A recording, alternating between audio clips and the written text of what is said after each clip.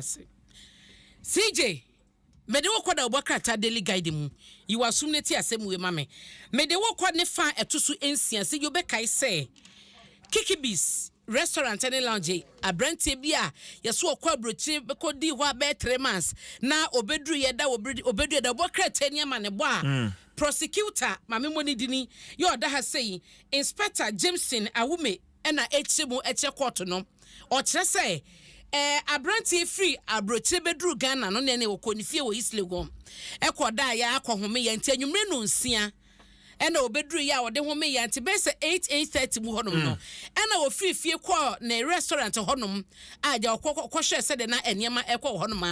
na anadwo be se 12:30 me kan be si asam so matchem ze say no ba bia attorney general futu ode bre court no akwakosi si jo mo che say o free efie 8:30 mu honom na okọ ne ba honom no okotena honom ba be 12:30 ena yes okọ ababa we ho ne girlfriend yi honom e wo ogbojo eti abawa ne say papa ni bedru ye no ne de kwadubofo kayo wo kodru ho be say 12:30 no oba na nya wa ye fine pa no wa ye de eti ahomache be say don ko de fa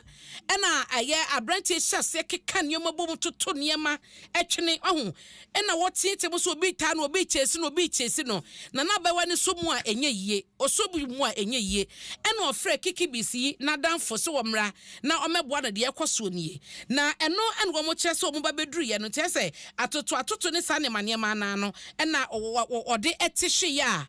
opera ewoniti onya injury ewoniti sije autopsy report ba ye kire se owura no injury na onya severe injury woniti ena eno achi so na ensa wo ye say ye ka so bia intoxicated na chese de wa bro pa enti chese 8:30 no kwa ba ho na odi koduru ga ne ho no 12:30 no ne chese nioma keka nioma ena de ba enti se na toni general futuro de aba ne se abaye ya ye fra no mam yande juf yi omunya abayewa no ye se free no she has been freed because autopsy na kire de si ye aso toto niema twene ne ade obeye hyper eno se nkrofo tata no me wa no da dem eti no ena te se no attorney general edisa futuo ya ba daily guide ebo mu amane ewo ha na CJ eno da nchen so a se no we wokọ asante mantemu a omo okumawu adweso ene ade ni nyina no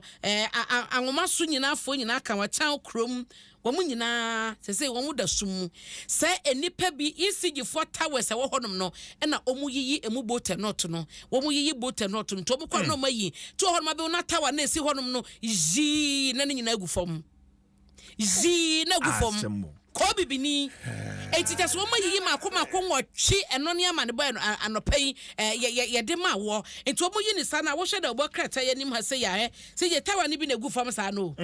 ene gu fom yi oma yiyi emu enade boat ni nyina nti no ase no nipa bone semo ha ahodi ni ho ede dum so abasan potem ho no te se no asa enkane no omo ye no ayi ye fen se double track etu emunya kakra na we madasumu na we muso benya kakra na we madasumu eno ne de ekoso e wa santimante mo se no penyo no na eda substation na no na echese hadwene we na base no se millions of dollars enye sika ketwa na wo so mo de ye sansiesie no etu mo de kokobo na ema omanfo a eyiyi boat ne not ne di free towers ni mu a ejirigu ema nkrofo ho eche wo mo so mo nya hwe yie na we no amasanso abo national security amane ye wo so mo mani ko mo towers wo enye won ko amia hodro ni nyina na wo hyesa kronfo bi obedi sa adwuma no wo mo ebekire na emra ene wo madi daily guide mu amane ye ode aba anopai na maboso ama wo no na mamemfa wo enko Ghanaian Times mu a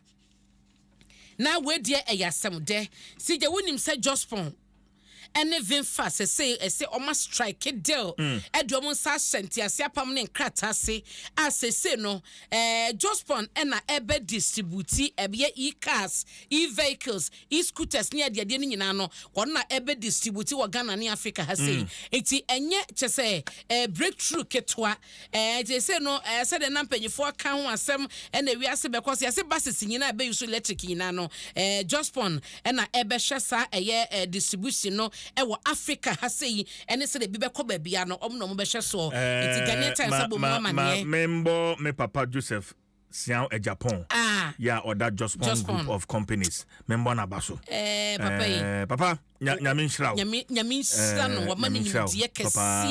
Papa, and ordinary DNA Juma de Ghana or Yenipa. Abena. Hi, Kwan. Era, Sian Japan, Moni Jumawate. They be a ye petty. Ye petty any Africa nyina Jospon and omne fast anya sankita hodie na omo mo be distributors wide range African market baby when ya West Africa when anya East Africa Africa nyina omo be distribution no e dia call na eno chi so no na CJ Professor Aduboahe ne ba ya nipa bonfo akuku owre ya to ne dem posifo ache eye Mark Forson me who Forson am say Forson saying CJ di Forson CJ shade wate bibia be fine na omo kire say nipa ba ko ma kire ni Dr. Christopher Aduboahe ne ba ya wo hye ne papa dwuma wa ye kane no ne papa ebe ye Frankatu ni di ma MPP ye Professor Albert Aduboahe na jano no wo tie mu na kire say East Legon e ho na abrantie ete ya na no joda ya o asem o sige ne na nsan ya yo joda ya na wukoda ya na semisi yo what the fee na we ayamania Director of Public Affairs at the Ghana Police Service ACP Grace Ansa Akrofi womodi ato abonten we just a statement womode baye na HMU chamisa abrante ya Christopher Busuafo na ehunu no a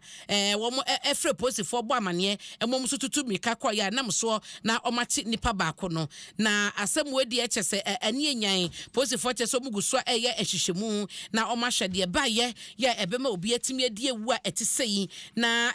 ho asem no Ghanaian Times aboni nyina mu na eba no bill parliament agietum yete so mampani so eden krata akoma klaka ese no mrachibedwafo ni mpanyifo bi ni mranimfo bi chese da bi omampani ni anamo mutu ya ne sede yewura abedi etu asante enkato de koy na nyesa na wose eba no eno so ho asem Ghanaian Times se bomu bi pa na attorney general foto de mampani ese onhye na wamoni humusuo da amfani sankoshe LGBTQ+ bill no ase amana mayemra no Ghanaian Times abomu amane enso ewo ha pepepe na